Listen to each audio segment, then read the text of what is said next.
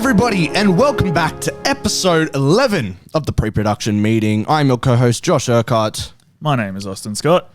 And welcome to another week of film news, film progress. You're in for a ride today, ladies and gentlemen, because we have some amazing topics to go through. 100%. And we have some amazing progress. As always, Austin, what are we rating this week out of 10? For the first time ever, I'm rating this week a 10. Really? Yeah, I'm rating it a 10. Hot damn! And we'll go into it in progress, but I've got a lot. More than I already know? Yes. Really? Yep, absolutely. Okay, keeping some surprises for me, I see.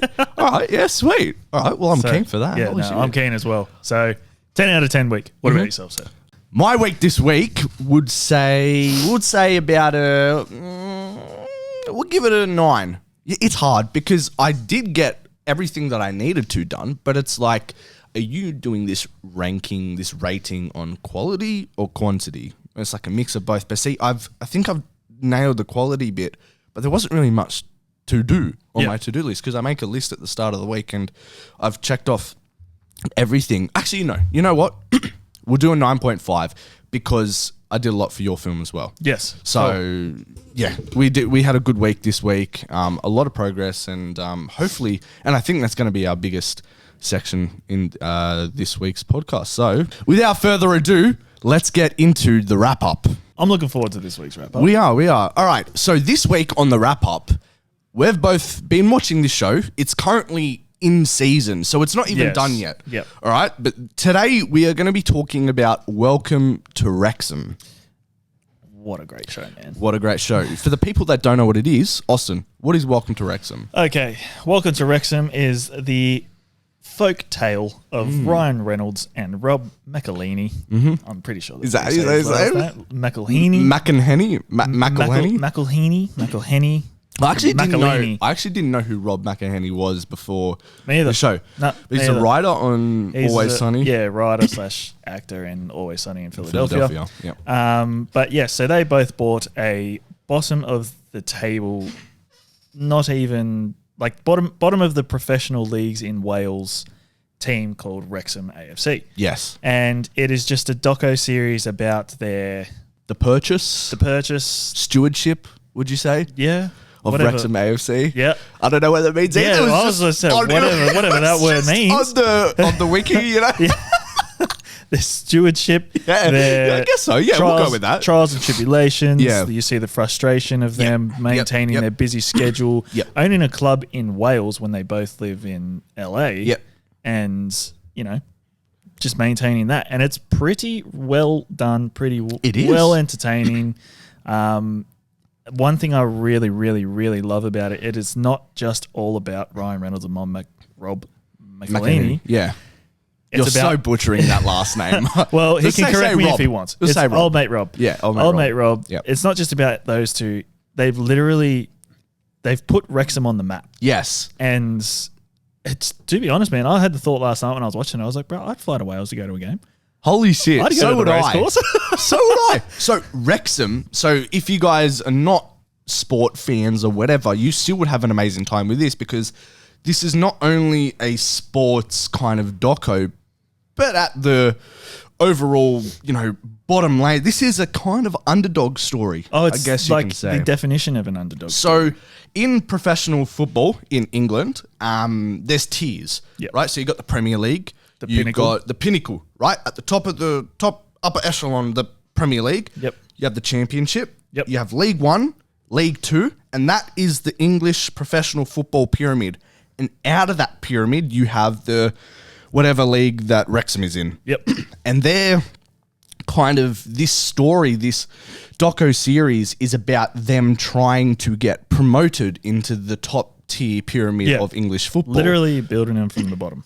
Literally. So I think it's amazing. I don't know how they came up with an idea on buy this club that nobody knows about. Yeah, I think they touched on it a little bit, but I think I've forgotten about it in the first couple of episodes. Yeah. But like why they bought Wrexham? Yep. Club that nobody has ever heard of. Yep. Ryan Reynolds didn't even know about it.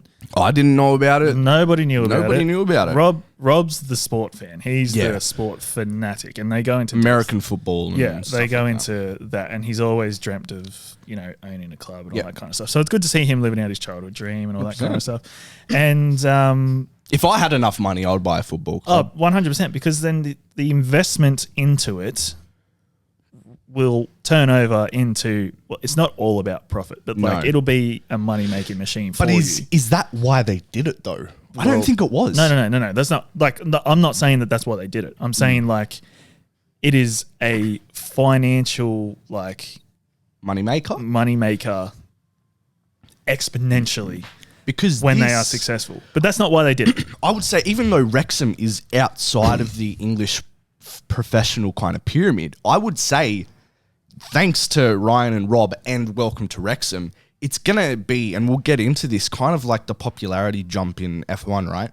Yes. The popularity 100%. jump with Wrexham will now be, I reckon they'll have way more fans than some of the Premier League teams. Oh, 100%. Now that's a big shout. Don't get me wrong, I'm not a master, pundit of professional football, right? Yeah. But neither. From trends, right, Yep. of popularity and stuff, you can see that this is what's going to happen with this football team. It's really interesting because you get the whole process of them buying the club, working from literally the ground bottom and, improving this club, improving the quality and stuff like that. But also you get kind of the perspective of Wrexham fans, Wrexham 100%. owners and stuff like that. And, they're not in it from the very start. They're not 100% like, they don't understand why this is getting, like, why Wrexham? Exactly. Why this club?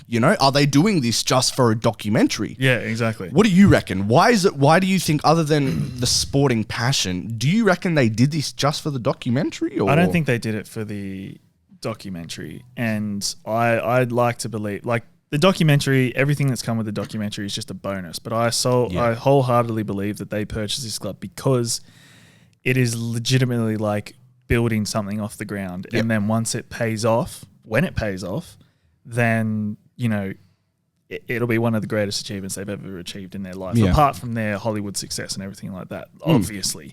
But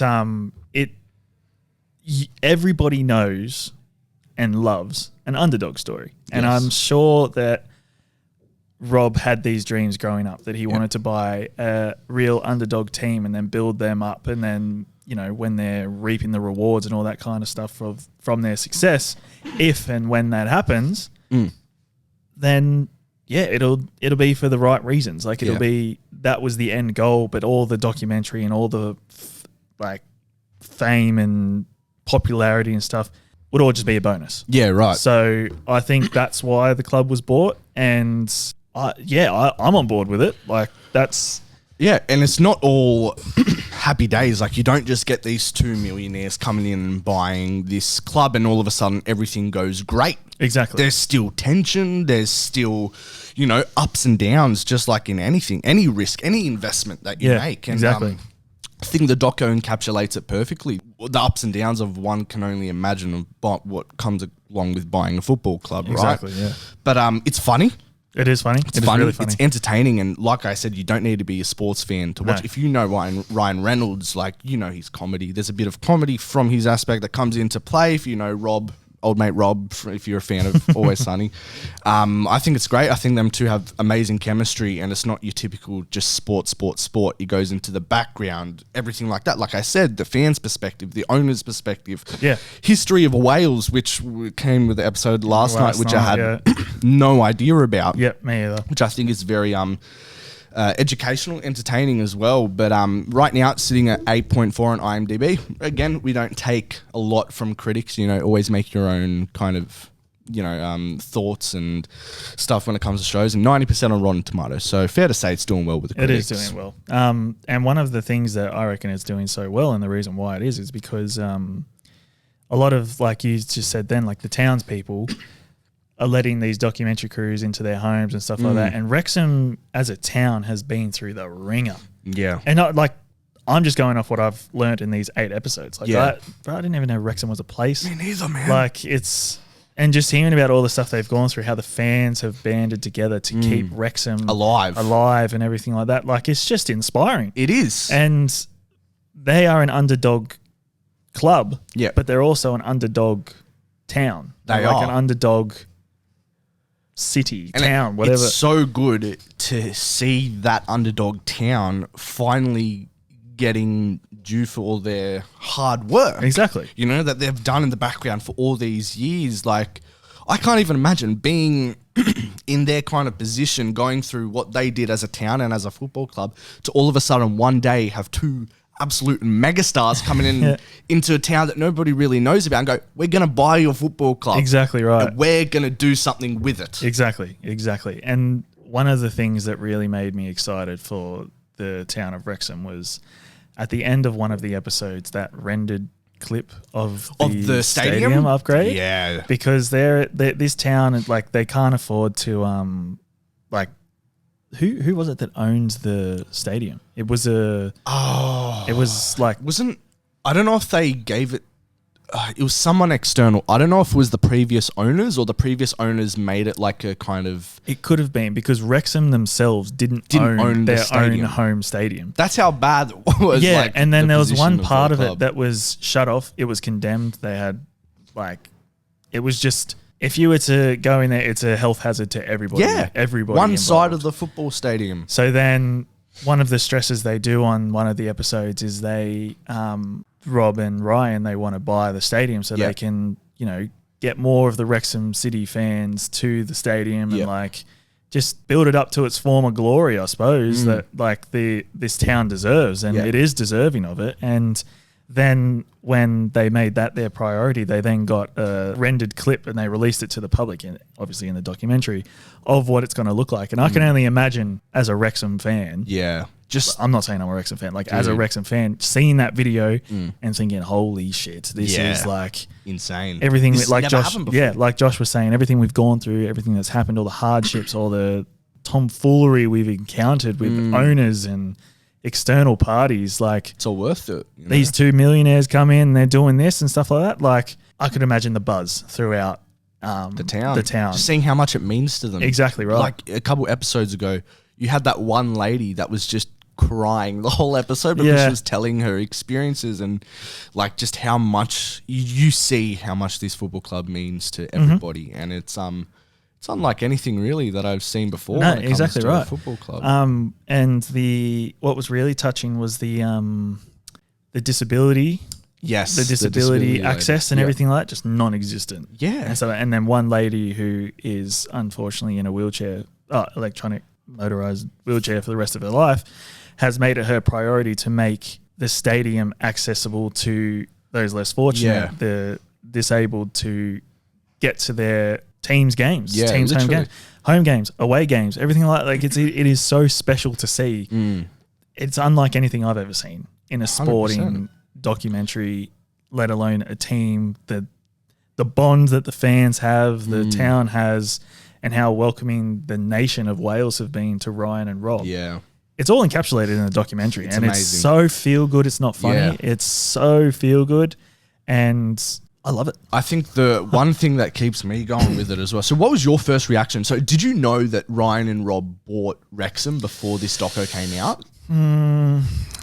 Heard bits and bobs about it. So I saw it and I'm like, what the hell is happening? Who are Wrexham and whatever? But the one thing, so I remember seeing back then, what we're watching now in Instagram posts, like they're losing, they're winning, they're losing and winning or whatever. But the thing is, I stopped after a while and I don't know what happened. So this was filmed in 2020, 2021, leading into 2022. Yeah. It's about those 3 seasons, I think, so far. And we're in the 2021 season. So I don't know if they get promoted or not. Yeah, no, same.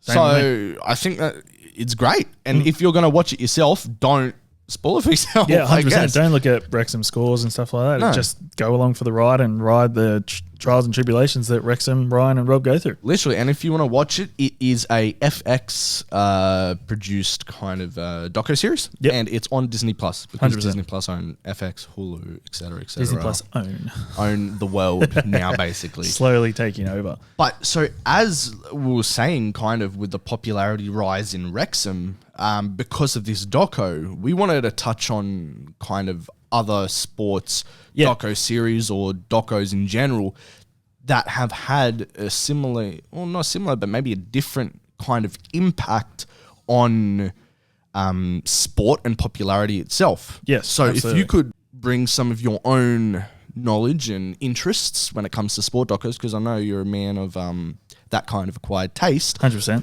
list us some and tell us what kind of impact they've had on, I don't know, you or the sport itself. Okay, so I reckon the first sport documentary I watched, and they're all recent ones because I've only just sort of come to my own to realise that this is something I'd like to do further down the track, and what sport that be, we'll see in due time. You've always said that. You've always came and told me ideas when it comes to sport docos. Yeah, I've always wanted to do a sport doco. And exactly like Welcome to Wrexham. Exactly right. Yeah. So, and so I went and like, because I'm a massive sportsman, like any sport I'll sit and watch. Like it's a massive part of my life, always has been. And the first one I watched was The Last Dance, and that was I was thinking that the Michael Jordan and the Chicago Bulls and their run of championships that they did. And the thing that was so appealing about that is obviously being an NBA fan and one of like the GOATs of all, greatest of all time, Michael Jordan. Seeing what they went through, not only on the court but all the stuff off the court, and arguably humanizing the athletes, because that's something that a lot of people forget is, you know, these athletes are humans first.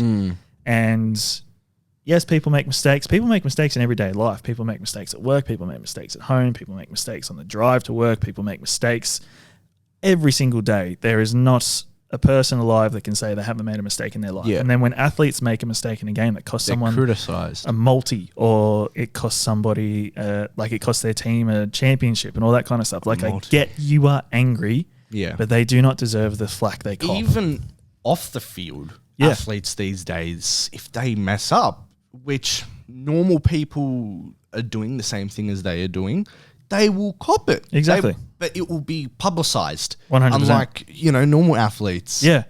Normal people. Yeah, exactly right. It's like, who went through it as well? Another sports documentary I watched was the Neymar. Neymar. Oh, yeah. On Netflix? He had a 3-part documentary series on Netflix. Right, okay. And I love Neymar. He's one of my favorite soccer players, as he is around the world. Everybody loves him and stuff like that. But then soccer or football? Football, soccer, FIFA, whatever you want to call it. But arguably, when he went through a case I didn't realize he went through until I watched this documentary. He had false accusations of domestic violence. That's right. And it was all false, and it was all a ploy, it was all a scheme and everything like that. And like people just dragged him through the mud because it was just, as soon as something negative comes out of somebody that is so globally successful, as soon as something comes out negative, anybody and everybody will run with it, and they will drag your name through the mud, which is one thing I've learned with fame and fortune and stuff like that. And see, that kind of cancel culture is all new. So the people like that are at the upper echelons right now, they wouldn't have had it in their come up kind of thing. No. I mean, cancel culture's always been around, but right now it's more prominent with 100%. everything going on. So anything they could have said, done, something, being accused of, everything back then, they wouldn't have time to be like, oh, you know what, maybe I should think about saying this, because 20 years in the future, cancel culture is going to be an all-time high. You know exactly what I mean? right. And so, and then it humanized Neymar, because I did not realize that his first major club that he signed with was FC Barcelona. Yeah. So he went from his not Santos. Was it Santos? Yeah, Santos. Yeah. That's something like that. Fact check us, please. Yeah. But he went from that Brazilian football club, arguably the pinnacle of Brazilian football league, to FC Barcelona. I didn't know that. I didn't know that was his first major club. Yeah. I just thought that he was at another successful club and then went to another one. But then he went from Barcelona to PSG, and I think now he's at PSG. Yep. People are like, oh, he's chasing money and all that kind of stuff. Where he's like, no, like, and in the documentary he goes into it like, I'm doing this for my family. I'm doing this for me. Like, I'm going to successful clubs so then I can like live out my childhood dreams and everything like that. And that's a lot of things that people forget. Is just like these people, like all of us have dreams and aspirations and stuff like that we want to achieve. And then when they're presented to us, and we're a criminal for taking it. Yeah. We're a criminal for going with what we have arguably fought and stressed over our whole lives, and aspired to be. And so I think one of the major things with sport documentaries is the humanizing of the athletes, man. But you put that so well. You tie that all together so well. I agree with you. Like, I think 100%. That's and like a lot of, but there's just, And that's to a degree where like athletes are humans first and stuff like that. But then there's some that the fame gets to their head and everything like that. There's some like people that just do not respect like their fame and their position, their position, influence. Yeah, that's stuff a big like that. one, And they don't 100%. realize what influence they have on the younger generation coming through and all that kind of Yeah, stuff. right. And there's no room for that in any professional league or anything like that. But at the same time, it's a lapse of judgment. Yeah. It's a yes, might not implore it and all that kind of stuff, but at the same time, it's human nature to do the things that some people do and all that kind of stuff. I'm not advocating for it at all whatsoever, but you've got to put the human first. Yeah, and I think we see with these athletes and stuff like that, we see what they choose us to see with their social medias and what the media wants us to see. And I think that's the power that these sports doco-series and sports docos have in general, right? They have the power to turn it in two ways. They have the power to, number one, make us see what they want us to see already, but also make us see the humanized, like you said, aspect of it all. 100%. And I think going into these docos, you need to have those two things in mind. That they could be playing something to over dramatize, a certain situation, but also just take note that these athletes are like all of us. Exactly. And I think without them, then we wouldn't have that insight into the world, which I think is why, Wrexham, Welcome to Wrexham comes in so well. There's something that hit with me, just to retouch on that for a second, is you see these professional football players with the Lamborghinis, their supermodel girlfriends and stuff. You go into this Wrexham doco and their wages are revealed. Oh, bro, they're earning an average of what, $20,000 a year? Yeah, exactly. It's crazy. It's peanuts compared to the pinnacles. It's not, professional football isn't all sunshine and rainbows by any means. It's shining a light on things we don't normally see. These guys are sharing a house. Exactly right. There's like sharing 6 a or house. 7 of them in one house. Have to get their own way to games and stuff like Yeah. that, apart from the away game that they mentioned last night. Yeah. But it's humanizing. It brings you 100%. back. It brings you back. And another sports doco was, because I'm a massive fan of the surfing as well. They did a series on the 2021 season. They're currently making the doco for the 2022 season. Okay. It's just wrapped up. So Right. For what platform? it's on Apple TV. Okay, right. There you go. That's another thing. It that's must on be Apple good TV. then. Must be good. So all my favorite surfers and everything like that, I was obviously drawn in and all that kind of stuff. But it goes through the ups and downs and the risks involved with surfing and all that. It humanizes the surfers. There were struggles that I got shown to me by some of my favorite surfers that I didn't realize that were going through at the time. Hence their behavior and all that kind of stuff. And then it brings you back and you're like, oh yeah, like, I've gone through some stuff in my life. You can relate. Like you can relate and everything like that. And like, it's just something that is so, I hold precious to me, is that me playing sport all my life and you playing sport all your life, it's a lot more than just the game. It's a lot more than just the fight, the surf, the grand finals, the losses, the ups and downs, the money, the popularity, Literally. influence. So much more than that. Mate. And you don't understand how much. And then you hear a bunch of other stories of, how it can affect players mentally and all that kind of stuff. And you just think to yourself, why would anybody want to do? Sorry, let me rephrase that. Why does anybody feel they have the right to say the stuff they say Exactly. to these humans?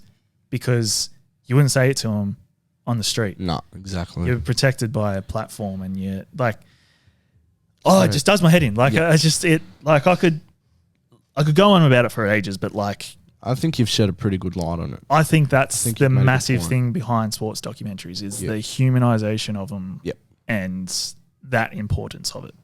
Really. Amazing. Well put, Austin. Thank you, sir. The last sport doco that we wanted to touch on, and when we say doco, we're talking about doco series, actual documentaries. Mostly doco series is what we've mentioned, right? Yes. Yeah. I think the best sport doco, in my opinion, but also the sport doco that's had the most impact on a sport in general. And am I wrong to say probably both of our favorite sport docos? Yeah, it's up there. Yeah. Definitely. Drive to Survive. Mate. The Formula One. And I don't say this lightly, I know it's going to sound pretty dramatic, but it's changed my life. Yeah, 100%. Same with me. So I started Drive to Survive going through a breakup, right? Oh, right. And it was like the shining light in that dark time, right? Yep. But like it's literally changed everything. Before this doco came out, I was like, what the fuck do people see in cars racing around a racetrack for 2 hours? I did not know anything about Formula What 1. is so like, bro, how boring can that be? Like, that's more boring than cricket. Yep, absolutely. Sorry for cricket fans, but I'm like, holy shit, you watch this and oh my God. So Drive to Survive recounts the stories of the teams and the drivers of the F1 seasons of 2019, 2020, 2021 and next year 2022 season. Which will be this season. Which will be this season. And I think it's incredible. Definitely dramatized at points, but the one thing about this doco series which draws you in, and you've definitely heard of it if people have mentioned sport docos around you, because Absolutely. the reason I watched it is because I had about 3 people in the same fucking week tell me to watch it. Yeah. And I'm like, what is so good about this? I think that's the same with me. I got told to watch it as well, and I was like, I don't really follow Formula One. I don't Literally. know why I'd watch it and all that Yeah. kind of stuff. They're like, trust me, it is the best sports doco series I've ever watched. Yes. And I was like, all right, I'll give it a shot. We'll give it a shot. And like blew out of the water. Wow. You get to know the drivers on such a deeper level, man. The drivers, the teams, the ups and downs. You got Lewis Hamilton, one of the like richest, most well-known drivers in the world. You get to My man. see his thoughts behind that, a controversial finish to the F1 race last year. You get to go through the ups and downs with the drivers that are out of a seat, getting into a seat. It's just, I get goosebumps talking about it, bro. Yeah, I'm getting goosebumps now. You get these personalities. It like I said, it humanizes the sport, and then does. it gets you on board to the point where, obviously, like I have my team that I support. Yeah. You have your team you I do, support. yes. And Mercedes, right? I'm a Mercedes fan. You're a Ferrari.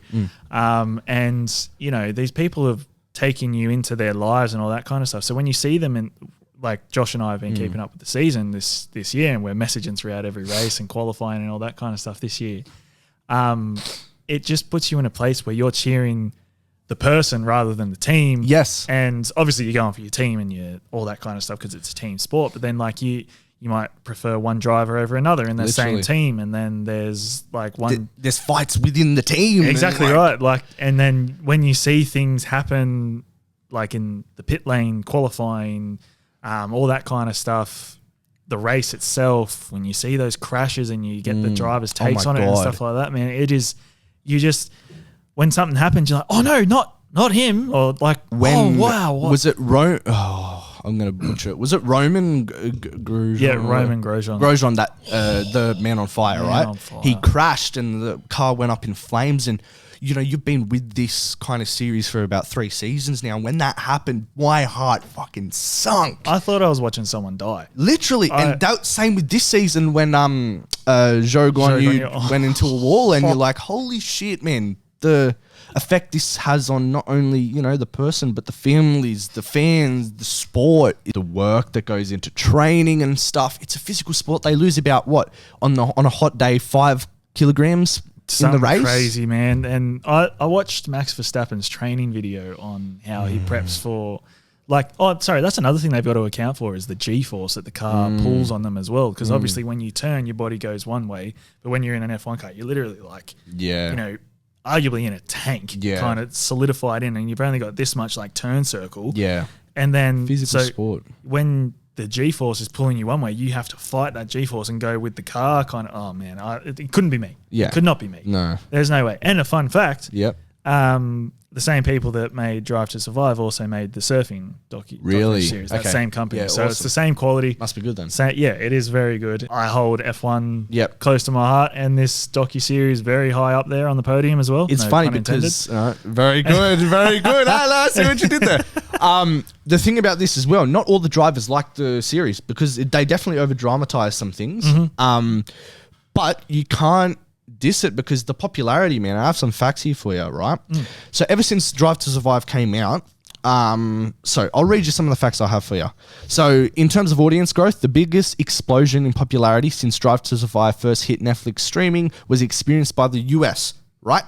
To the point where the Formula One calendar had committed to a whole new race in Miami, which we saw this year. Yes. Right? And those cost gazillions of dollars to put on, right? So they made a whole new one just because of the popularity of this show, yeah. right? Miami, which the whole weekend was crazy. That was the first race I watched live. Oh, the was Miami it? race. Yeah, 'Cause yeah, I jumped in at Azerbaijan. That's the one I jumped in at. Right. Okay. That's where I yeah. jumped Well, in. Baku. Baku. Yeah, cool. So the US Grand Prix, right? So, bro, the numbers that people like come in to watch these, you get in a footy match, right? Even the Super Bowl, like how much do you reckon you get in the Super Bowl? Like 200K, 100, 200K? I'm not sure. Fact check us. Yeah. Monza just went past. Do you know how many people came in over the weekend? 400,000. 400,000 to the race course. to a race. Oh my days. And the thing I love about F1, and you see the structure of it, you have 3 practice sessions, you have a qualifying session, you have the race session. The attendance has just skyrocketed since this doco came out, right? It climbed, right? The US Grand Prix in, where do they hold the US Grand Prix? Texas? No, not Texas. The US Grand Prix is Texas, yeah. Texas. So 2018, 264,000, right? Versus 2021. So this is after 3 seasons of Drive to Survive, 400,000, right? In terms of revenue, the dollar figures climb from a respectable 1.15 billion in 2020 to 2.14 billion, up 86%, right? That is all Drive to Survive, right? The media-owned stock, right? So Formula One's Liberty media-owned stock has increased by a noticeable margin, 62% since Drive to Survive premiered. The fan base is on track to exceed 1 billion, with 77% of all new viewers who entered the fold in the past 2 years currently aged between the demographic of 16 to 35. So up 77%, right? Races themselves, right? Now average approximately 70 million viewers. The final race, the Abu Dhabi Grand Prix last year, when Max beat Lewis, right? It beat the Super Bowl, right? With so it had 108.7 million simultaneous viewers versus the Super Bowl 1.101 million. So 108 million versus 101 million. The cherry on top, social media growth. 49 million followers with 40% growth annually and 1.5 billion aggregate social media engagements. In other words, all F1 content is now practically viral content. Yeah, 100%. It is. I didn't know the numbers, but Now you do. now I do. And this is all from Drive to Survive. All from Drive to Survive. And I think it did such a good job, and it's clearly showcasing in the numbers and everything like that. But I want to dial it all back right now. Yep. You and I didn't watch F1. No, never. Never. I'm like, what the fuck? Exactly. We didn't watch it. Boring. And then we thought it was boring. Yeah. Just cars racing around a racetrack, all that kind of stuff. Just boring. Josh and I waited and anticipated the game to come out after watching Drive to Survive. Hell yeah. And now we religiously play F1 Yes. 22 Yes. on our PlayStations. And I have the wheel. He doesn't have room for the wheel, but he will. He will. Could you imagine if just Josh and I did that? How many other people did that? Mate. How many people were already Formula One fans? Money, bro. It has grown exponentially. Exponentially. It's insane. Insane. And Go watch it. fun fact on Romain Grosjean. Yep. He's still racing. In The IndyCar series. IndyCar. Yep. Because he comes on at work. I'm like, why? You Yeah. nearly almost died. You almost cooked to death. It's like when a surfer goes and gets bitten by a shark and then goes to continue surfing. It's like, bro, you almost die with a fucking crash. And fun fact, last year at the 2021 WSL finals, Yep. in the final heat, in the grand final of the men's, bloody great white shark in the lineup. And surfers had no idea. the great white shark was surfing. No, obviously In the not. lineup? In the lineup, like where the waves are, where On the, the board? surfers are sitting. Yeah, it had its own board and everything. Gnarly dude. No, like, and then the organisers just went, call it off, and then those kind of protocols that go into place and You stuff just like saw that. the great white shark. The risks, man, involved in Handstanding. these, And shredding, man. It was shredding. Yeah, cool. And then just the risks involved with both Yeah. of these sports, Insane. you can tell why the growth of You can tell why they chose to make a doco-series about them. exactly right. Exactly right. Insane. Go watch it. Netflix, Drive to Survive, Apple TV. What's the surfing Make got? or break. Make or Break. We have Welcome to Wrexham, Disney Plus, The Last Dance, Netflix. Netflix as well. I think that's pretty much And it. Yeah. Neymar's is on Netflix Neymar, as well. Netflix. Awesome. Doco-series. Good to go. Fucking good segment, boy. Let's go. Sir. Alrighty. Next segment, the progress, baby. Juicy progress. Austin, we have a lot to go through for you, so I'm going to go you first. Okay, perfect. Talk to me about your progress this week with your film. Swirling Vortex. I had a mind blank, so I was so about did to I. say. I had because I was like, Looked at each other like, have we revealed it yet? No. We will reveal it soon in the next couple of weeks. Yeah. So On whatever October's, in the start of October, we'll Yes, reveal Austin's absolutely. title. okay, so this week I had a couple of things I wanted to tick off, Yep. One of them was kickstarting the crowdfunding campaign. Yep. To a point where I've nailed a structure to Yep. what it's going to do. I've also sent out, I needed Cooper to do some things. So I've sent what I needed to Cooper. Tracy has been very great at communicating. Shout out, guys. I know you're watching. Yes. Thank you so much, Tracy. She knows how grateful I am. I say thank Yeah, you sweet. at the end of every single email. I was Awesome. like, thank you so much for helping me out again. No, couldn't be any more grateful for that. Yeah. So I had some crowdfunding things I wanted to take care of and stuff like that. So now it's at a point where, I'm just waiting for some external things to happen for the crowdfunding Like to what? then put it together. Your statement. Yep. Both Josh and I have to record our statements and stuff for the video. I'm waiting for some concept art, which is... Yeah. Oh, Sweet. jeez, it's good. Go, touch on the concept art. Concept art. Then once the DOP and I form some consistent communication, we'll get some storyboards going and stuff. And all this will go into the crowdfunding campaign and everything like that. So that was one of my focuses for this week. I ticked off what I needed to do for that. Mm-hmm. And then on top of that, there's the concept art, which looks incredible. Yep. And I should have colored, rendered, finalized tomorrow. Like I should have. Really? Yeah, I should have. So it should be Worth the money? definitely worth the money. Yeah. Definitely. And the communication that me and this bloke have is something I didn't think would happen, given that he lives in India. Yeah. So, but no, it's literally like sometimes I'll reply to him, he replies instantly. I'm like, Yeah. sorry, what's the time there? Like, what's Yeah. going on? So he's really good. I'm glad that that investment was made. Got some cool ideas from the production designer that we've now worked into the script. And then Lockie's environmental concept art. Yep. He did the kitchen. Oh, he did. He did the kitchen. Did And he do it off my kitchen? He literally built your kitchen. No, he And- didn't. Look, I'll show you. He did what?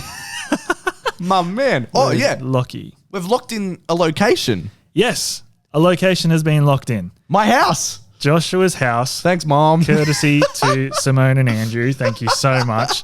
I still can't believe it, but Oh my, bro, that's fucking freaky. and I said That to, is so. I said to Lockie, I said that is exactly how I pictured it when the blackout happened. Oh my god! So Lockie, right, is he's rebuilt my kitchen in Unreal Engine, which is this game developing software, and he's doing the concept art for the environment. Oh my god, that's freaky, and then bro. he's worked in the doors on the Colosseum. Oh, mate. Insane stuff. We're not going to show you. So good luck trying to zoom in and get a HD image because we're not going to show you yet. It'll all be in the crowdfunding campaign. Yo. The character designs. So both the characters in the animation have been they've conceptualized, finalized the weapons that they're going to use. I saw one of the characters for the first time, which is in my head. Now it's out there, it's in the world. Yeah. I just can't wait for these finalized rendered versions of the characters and stuff like that. Yeah. And for my most exciting news, Yep. I've locked in a call with an animator on Wednesday. What?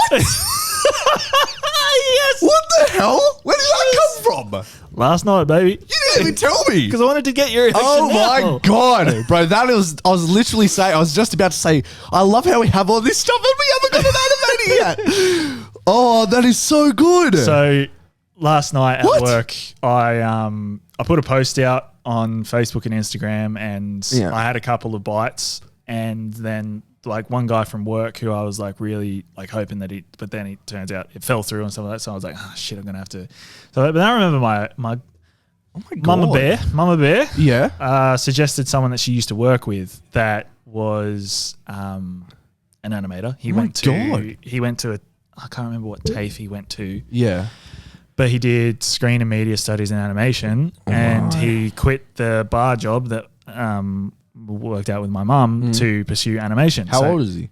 I don't know. Okay. But he's around our age, Okay. I'd assume. And then mum goes, here's his Facebook. Oh my God. Reach out to him. So I was like, oh, that's right. Mum suggested that. So I reached out to him. I didn't think he was going to respond. Responded.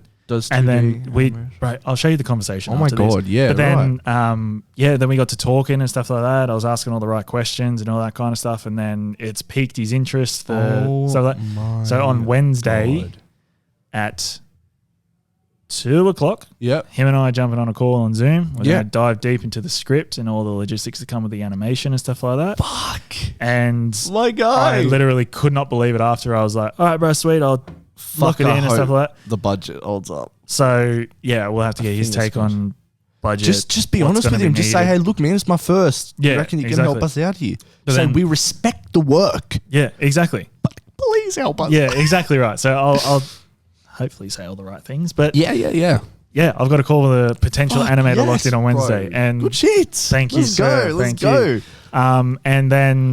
And I've also got a DOP, bro. You're leaving out the most important bit. I was getting to the rest of that. Sorry. Josh and I had a call with our official DOP Yes. of Teague. Teague. Let's go. Shout out Teague. Oh, can't wait to get to work with you, man. It's going to be Yes. so good. Yep. I can't wait to see his take on the script and everything like that. And then for the, cinematography work to take off and get into that. He's so passionate, man. I can tell.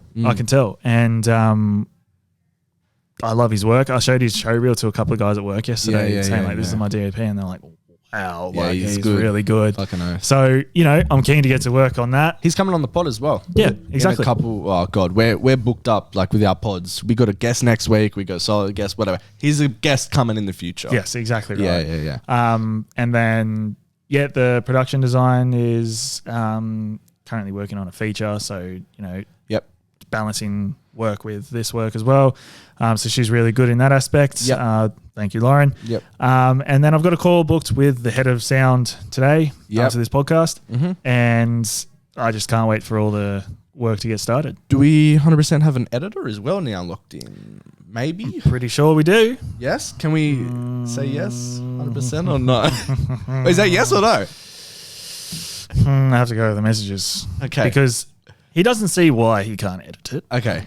And Well, we won't reveal it just yet. yeah, we'll confirm later. Possibly have an editor. Have an editor. So, mate, that's a 10 out of 10 week. So yeah, a lot has happened, and a lot more is going to happen soon. Yeah. And a couple of guys at work last night were like, Austin, like you're actually doing it, kind of deal. I was like, thank you. Like I Yes. didn't like. Yes, I am. Yes, I'm thank you. doing it. Thank you very much. Like it was just, it's like I've said for the last 2-3 weeks, like it's beyond the point of no return. It can't be stopped. It's too far gone. Yeah. I think also can I just say the set, like having it at my house saves so much money, so much headache, so much time, so much permit fucking money shit. Yes, It's just exactly. So good. It's one day of shooting, right? You don't think it's that big of a deal, like that big of a task, but it is. But now we've got that sorted. We can do the location recce's, the PD can come in and plan, and we can do blocking now. We can do whatever, et cetera, et cetera. So we're sorted. Exactly right. A lot of. I'm just grateful for everything and everyone that has Working out. helped this thought of mine become a reality. Yep. And it's now, like I said last week as well, like it's now a reality in my head. It is. And I'm just so grateful. Honestly, Amazing. it's so good. Yeah, it's coming together. I'm 10 excited. out of 10 week. We're excited for you And guys. I'm excited for everybody to see, everybody that's working on it to just get amongst it. Oh, I'm just so keen. I can't believe it. I cannot believe it. 10 out of 10 week. Incredible.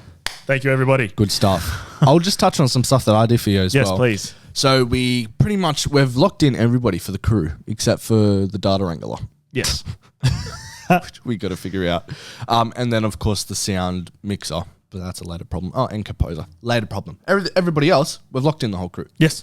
Locked in the whole crew. Crew's locked in. Have a couple of people still haven't responded to me yet, which I did chase up, all the crew. I added to the Facebook page. I added people. Everybody's in the Facebook page now or should have an invite. Good. I emailed the animator before you told me this, like just to chase up, who hasn't got back to me yet. That's all right. We sorted, we just went through head of department roles and stuff for the documentation, what they need to get done, and now you know what to communicate in your calls and stuff like that. We locked in a table read? No, not yet. But we will. Why did I do that? Dialogue for We might even do... no. I was going to suggest doing a table read for an episode of the podcast, but no. Oh, mate, that just give away the Yeah, exactly. I thought about it. I was like, a good way. We find an editor. Did we find an editor? Maybe. Sort out HOD checklist. Yeah, we've done that. Send out location. Yeah, we sorted out location. Location sorted. I got an SD card, which... Why is that on my... An SD card for hopefully we will have a TV here and we'll have a 3cam set up in the next couple of weeks or whatever. Sent out contracts to people and I've got contracts back, sorted, signed, perfect. Sorry, I don't even know what these aren't to do with your thing. Basically, 10 out of 10 week. Thank you, Austin. Perfect. Thank you so Amazing. much. You've done well. Thank you very Now much. this week for me. The floor is yours. So. Yes. So, on my checklist, I had, after the character bios, which I finished last week, and the director's statement, it was Bible time. And I finished the Bible. Yes, sir. So I'll run you guys through what I have. I won't show you, but I'll show Austin. This is my Bible. So we have the title page. Ooh. Right? Tell me if you like what you see. I do like what I see. We have a little, like I told you guys before, Indiana Jones meets Bridgerton. Oh, look right? at you. We have a log line here. We have a quote that represents the film here. Right? We have the director's statement. So good looking. Wow. We have the shooting style. And I can reveal now this is going to be shot in 2 different aspect ratios. Yes, sir. It's going to be shot in 1851. I think that's what I said here. 1851. 1851 in London because it's a bigger aspect ratio and it will it's more of a narrative driven part of the story, and that high aspect ratio allows us to become closer, more intimate with the characters, which is more important on that kind of part of the story. Whereas we go to the desert, it's going to be shot in 2351, which is a wider aspect ratio, allow us to engage in the landscape of the beautiful desert and stuff like that, right? Yes. So we got some of that. We got some examples there. The colors and lighting, which you already know. I'll give you guys a little thing, a little teaser. The colors for the Magic Man will lie heavily on the warmer colors of the color wheel for both locations. A mix of the following will be most prominent: brown, orange, yellow, dark green, and red. The late 1800s are usually associated with blues, whites, and the darker yet cooler colors of the color wheel. But in this world, or both the Egyptian desert and London, I want to flip the script and show a more colorful part of this time period. Bam. Ooh. Got a little bit there for the desert, a little bit there for the London. Dang. Locations, possible locations, right? For the desert, sand dunes. For the locations, some possible locations there. Production design. Is that Cropley? Yeah. Cropley. Yeah. The old stomping ground. Yeah. PD, costume designs. Yeah, we like what we see. We love. Music sound design. Little bit of a description of what you're going to get. Little bit of target audience, 18 to 30. Yep. But on the more mature end of the scale, because the concepts, the language, the vernacular won't be really understood by the younger ones. Saying that, still be fun. So get your younger ones to watch it when it's out on the film festivals. The main characters, bam. Magic Man. Bam. Bam. Supporting characters, bam, bam, bam. Minor roles, bam. And that's all. Damn, son. That's so good. 2 hours. 2 hours? 2 days. I was going to say 2 hours. Jesus. 2 days. And like I went out to a cafe. Shout out to the person I went and saw at the cafe. And I was even doing work at the cafe on my phone. Yes. Right?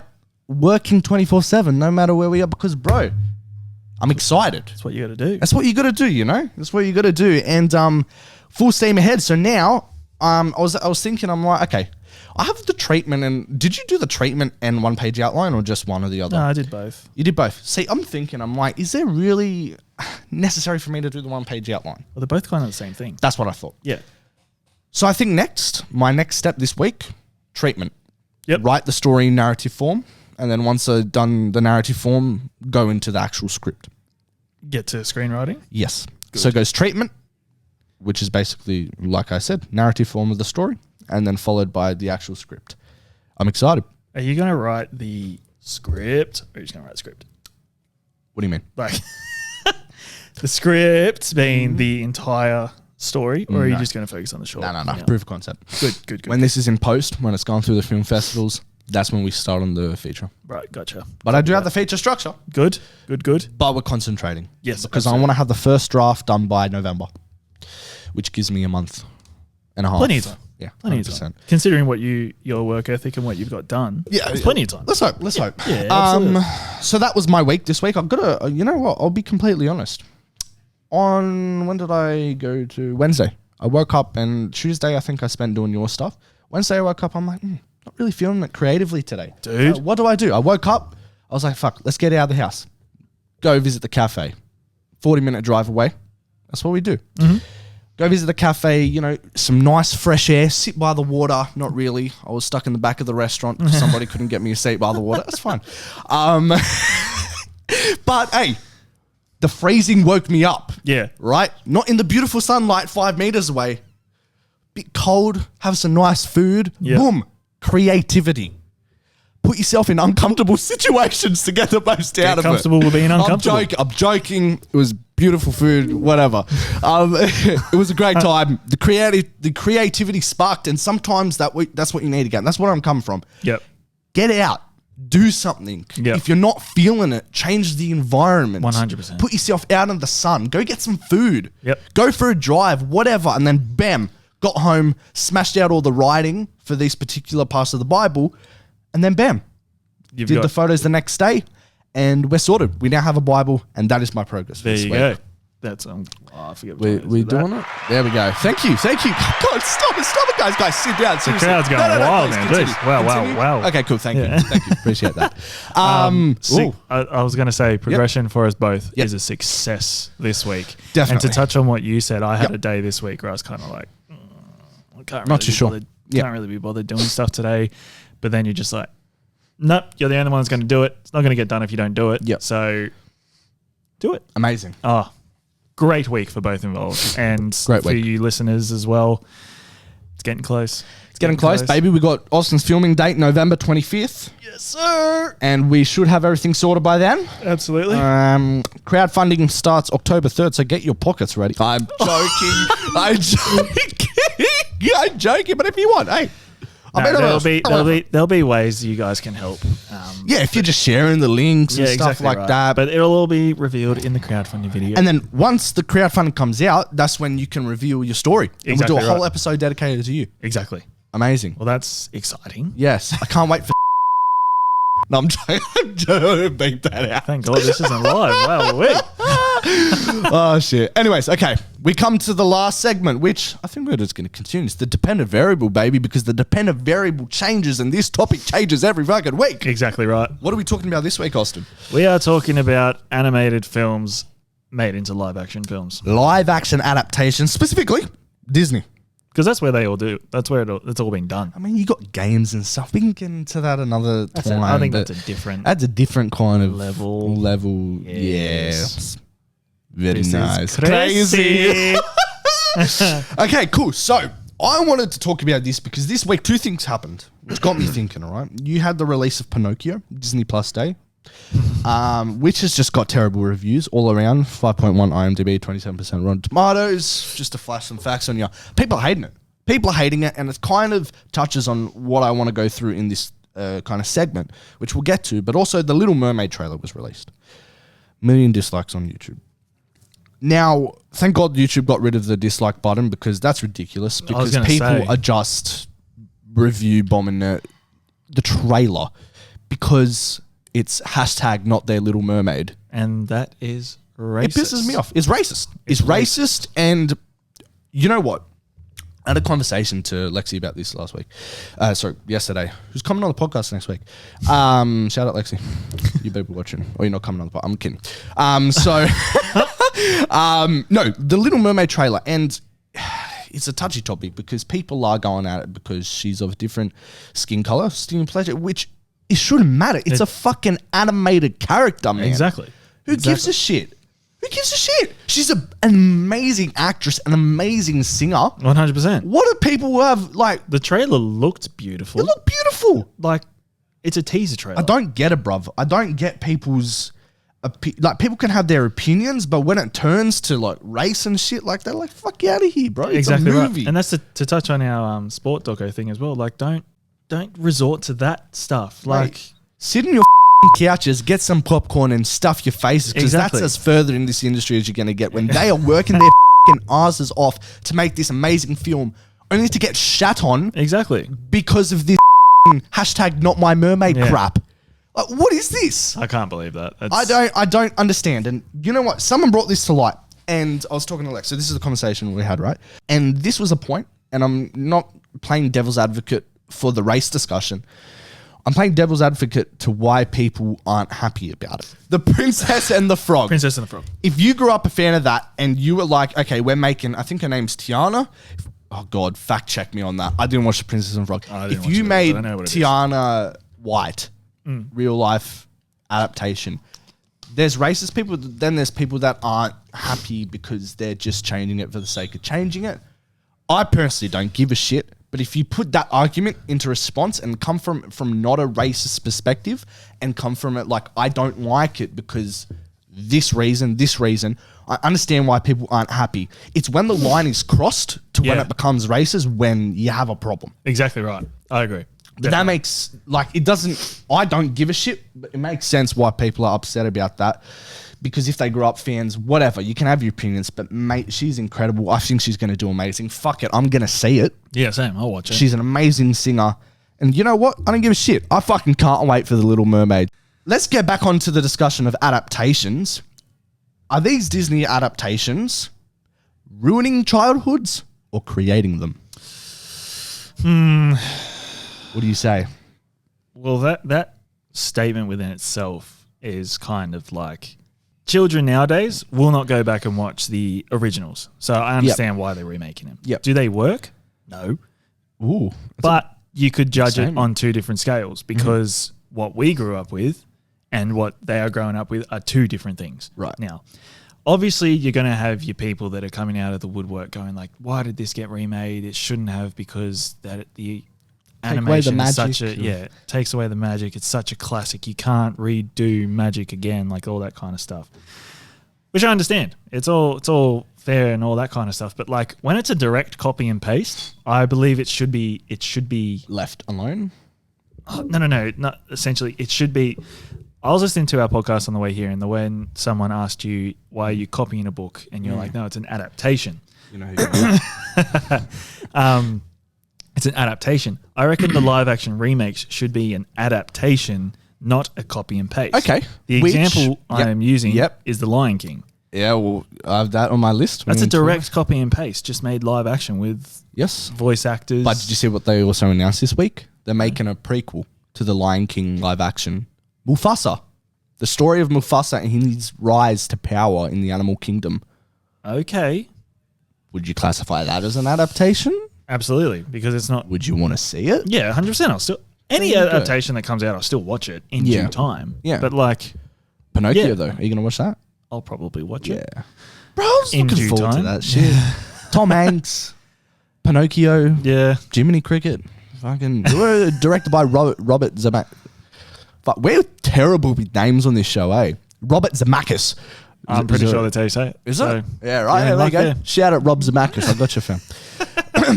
But no, so I reckon adaptations that have come out, and shoot me, I don't care. I didn't watch Beauty and the Beast. I have a list. If we want to go through, you tell me if they're trash or pass. Okay, well, I'll just finish this before you go. The animated Beauty and the Beast, I didn't watch, but I watched the live action. So I don't know if it's a direct copy and paste. Yeah, but I loved that movie. I've seen more live adaptations than... Animations, yeah. Oh, you know what? No, I have seen Princess and the Frog. Sorry, just had to put that out there. There you go. I have seen it. Very good movie. Okay, Yeah. there you go. Now run me through your list. Jungle Book. Didn't watch it. John Favreau? Didn't watch it. You didn't watch Jungle Book? Nope. All right, I watched it. Pass. Very good. Pass. Pete's Dragon. What is that? A movie about Pete's Dragon. Haven't watched it. Great movie.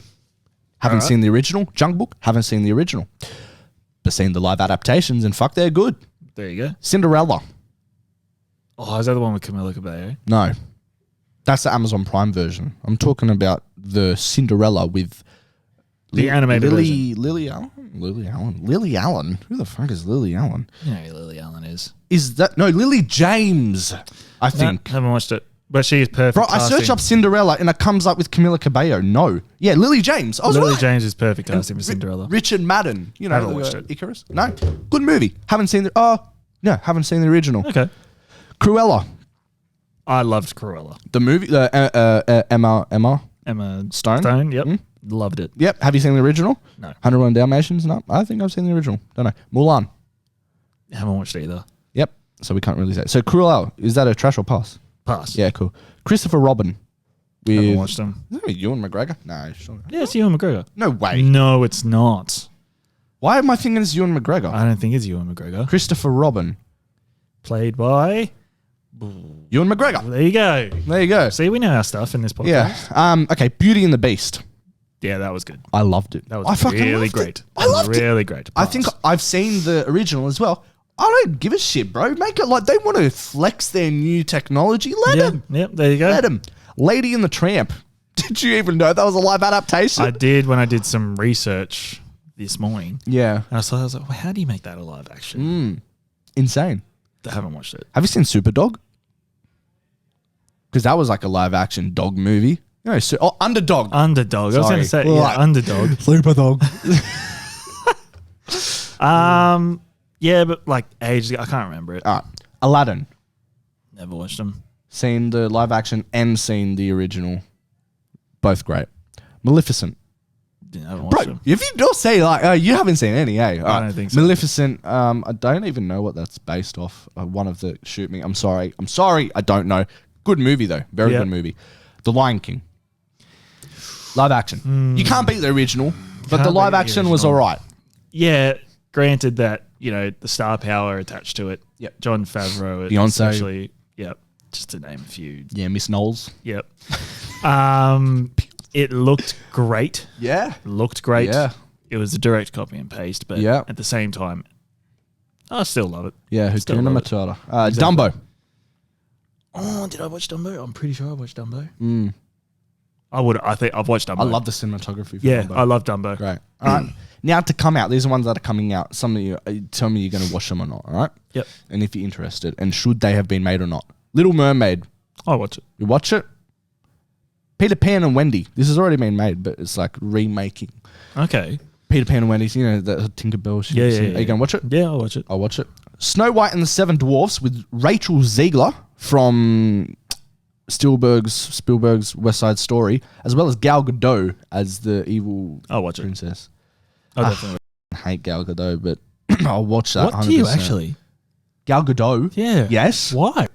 Are you kidding me? Nah, you're taking the piss. I'm not taking it. Why? Did you watch Wonder Woman 1984? I did. You liked it? I hated it, but I liked the first one. It's great in the first one. Yeah, I'm talking about the second one. Well, I'm talking about the first one. Still, I can't take her seriously. Even in Red Notice, just her, it's like, bro, it's like she's reading lines, which I know they are, but it's like she's doing Someone's a got fucking a teleprompter in front of she's her. doing a fucking dress rehearsal whilst acting. It's so bad. Mufasa, which we already said. Yep, watch it. Lilo and Stitch. I'll definitely watch Lilo and Stitch. I love that. How they're going to movie. do Stitch, That I do made not know, but that made my top I list. love of the Lilo time. and Stitch. So they'll probably do how they did the Pokemon movie. True. Yeah. Hunchback of Notre Dame. They're making that. They're making that, baby. Okay. Don't know watch if I'll it? watch it. No. I don't know. Sequel to Aladdin. Guy Ritchie's returning for a fucking sequel that's not even written. Are you going to watch that? Probably not. I didn't watch Aladdin. It's by Guy Ritchie. You know No, Guy Ritchie. But Alright. that's, like, I'm not touching They're it. doing an Aladdin spin-off and you don't know Prince Anders. That's fine. Robin Hood. The Fox, I'm pretty sure. Yeah, the Sorry? Fox. The Fox, Robin Hood, I'm pretty sure. Okay. You're That'll going to be watch that? interesting. No? Probably. Okay. The Sword and the Stone, which is a young King Arthur, and his lessons with the wizard Merlin. Maybe? Maybe. Okay. Bambi. No, I'm not doing that. Nah. They're doing a live action Bambi. I'm not watching Bambi again. All right. They're doing a Jungle Book sequel. See, I think their sequels are just money grabs. Oh, 100% they are. Jungle Book sequel. Probably not. No. James of the Giant Peach. That'd be a good one. Yeah? I reckon. Roald Dahl. Is that Disney? I don't fucking know. All right. Tinkerbell. Solo film. What? This is crazy. Yeah. No? Probably not. All right. Now, this one I wanted to keep to last. Maybe you know, maybe you don't. The Hercules live action film. Produced by the Russo brothers for Disney. Oh, my days. Hercules. They got. Oh, what are you doing? Yeah. I reckon it'll be good. Yeah, Hercules. That doesn't fit what the Russo brothers do. I'm proud to say that I am starring in that. The Russo brothers hooked me up and they're like, they saw they saw the gun show for free and they're like, boy, you're in. Someone come get this dude. Now I'm in. Are you going to watch? Yes, I'll watch it. Thank you. Who's starring in it, though? No, I don't know. It's a while away, but Russo bros are producing it. Okay. Yeah? Well, they got to fund their production company somehow, I guess. Yeah, Cherry didn't bring enough revenue in. All right, overall, should they stop making these? I don't reckon they should. Fucking go ahead. Make as many as you want. Yeah, go for it. Yeah? Do what you need to do. It's But just stop being racist. yeah. That's I to the think there's audience, there's no space. relax. For that. There's no space for that. Don't be racist, man. Like, fucking hell. You don't like how they're animated movies for a fucking reason. Exactly. Eh? And They're the not thing is, real life. people need to learn the difference between like copying and adapting. Exactly. It's a different thing. Relax. It's a different thing. Like, oh God, they made the Lion King fucking live action. Oh, that's going to ruin my childhood. Ruin how? Exactly. How? It's fucking animation. Now it's just real life. Like, bro, relax. Anyways, I think we'll tie a little... Oh, sorry, that was your line. No, thank you. Well, I think that pretty much ties a little bow on this episode. Oh, does it now? It does. It definitely does. And Josh, tell the people where they can find us. Well, the Pre-Prod Pod on Insta, TikTok pre-production meeting on YouTube. We've had some good messages again this week, you know. Keeping up the engagement, which I like. Yep. The TikTok's doing gangbusters, which is awesome. We have a guest on next week. We do have a guest on next So week. tune in. It's going to be very, very...